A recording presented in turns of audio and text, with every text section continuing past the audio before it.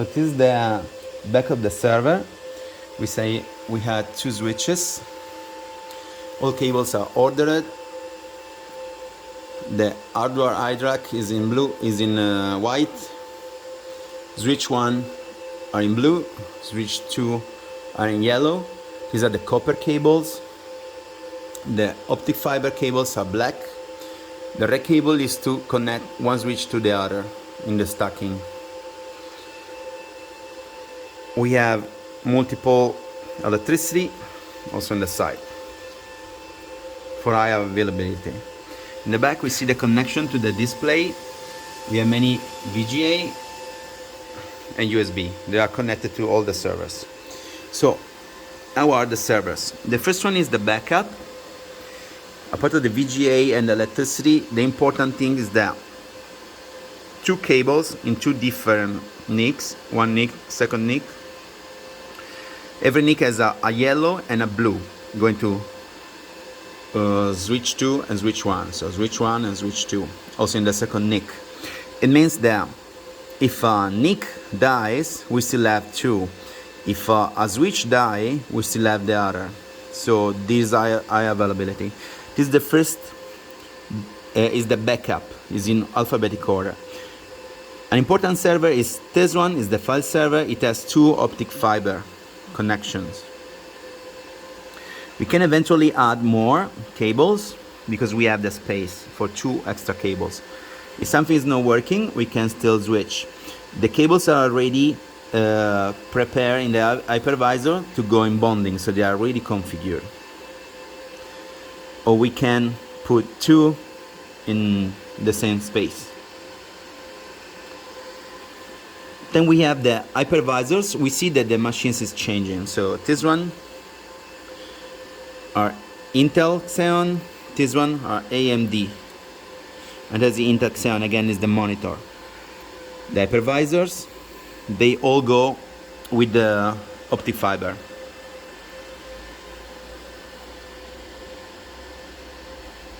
And the monitor go again with the sorry, here. So this is still the optic fiber. It is the iDRAC for the hardware. And this is the monitor. It has 2 cables, blue and yellow, for 2 switch at 10 gigabit. This one is the iDRAC. So this one is not that important, the white. So it's secondary. So the connection is coming from the blue and the white and the yellow, sorry. Blue and yellow are important. But if one is missing, the other one will work. So we have at least 2 cables for all of them. Some are optic fiber, some are copper, and some they have even more cables, like the backup has 4 cables. Other things, here there's a space now for the battery, is not installed. And from here we can see there's a remote. This is like a little table with a remote. That is not important, it's for the switch in front, but we have the button on the switch, so it's secondary. As we see here, it's very ordered. All the cables are cut to the right dimension, including the electric cables are all handmade and cut from professionals. All the cables are tied together, and they are called brushed, so it's like put in a nice way on the side so they don't occupy space. It's very easy to recognize what we need to do because there is space, it's not chaotic.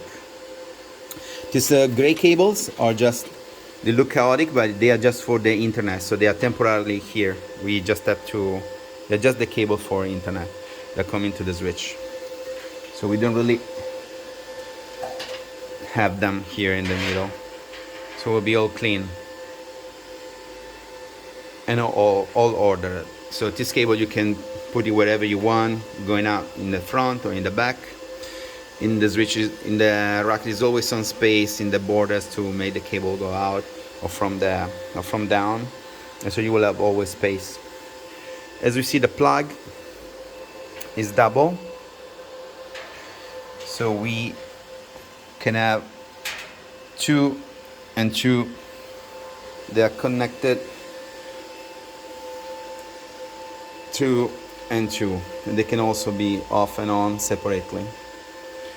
We have eventually this other plug with the industrial 3 phases. It is optional, but all the electricity are organized there. Every server has 2 electricity, and they go to 2 different plugs. So if one fails, like it's broken or something, the other one will work. So it will not stop to work. You see there are some here, there are some here, and this one final for the extra display and the switch. So switch 1, switch 2, extra display. So also in case of failure, there will be still a switch working. So it's all for high availability.